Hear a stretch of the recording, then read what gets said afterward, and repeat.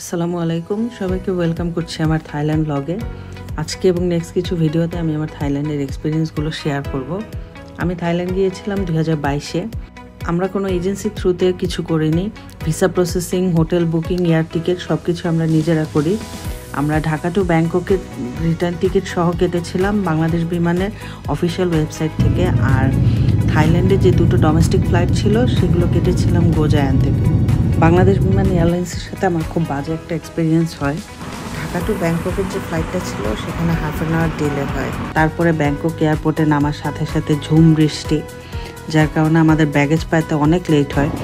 Next যে domestic ফ্লাইটটা ছিল ওটা ছিল 2 ঘন্টা পরে, ওই দিনের লাস্ট ফ্লাইট। যেহেতু আমার সাথে আমার 2 বছরের মেয়ে ছিল, সো আমরা বাই রোডে যাওয়ার রিস্কটা নেই। আমরা পরের দিন ভোর 7টার যে ফ্লাইটটা ছিল ওইটার টিকিট কাটি এয়ারপোর্ট থেকে। যারা ছোটো বাচ্চা নিয়ে ট্রাভেল করবেন, আই থিঙ্ক দুইটা ফ্লাইটের মাঝখানে অ্যাটলিস্ট 3-4 ঘন্টা গ্যাপ রাখবেন। এয়ারপোর্টে 10-12 ঘন্টা ওয়েট করার চেয়ে 3-4 ঘন্টা ওয়েট করে নেক্সট ফ্লাইট ধরা আমার মনে হয় বেটার। আমরা হোটেলগুলো বুকিং দিয়েছিলাম agoda.com থেকে। সবগুলো হোটেলের সাথেই আমাদের কমপ্লিমেন্টারি ব্রেকফাস্ট ছিল। সারা রাত এয়ারপোর্টে কাটানোর পরে আমরা প্রচণ্ড টায়ার্ড ছিলাম, সো ওই দিন আমরা আসার পরে জাস্ট কোনো মতে ব্রেকফাস্ট করে একটু রেস্ট নেই, তারপর লাঞ্চের জন্য বের হয়ে যাই। লাঞ্চের পরে আমরা ওখান থেকে একটা গাড়ি ভাড়া করি।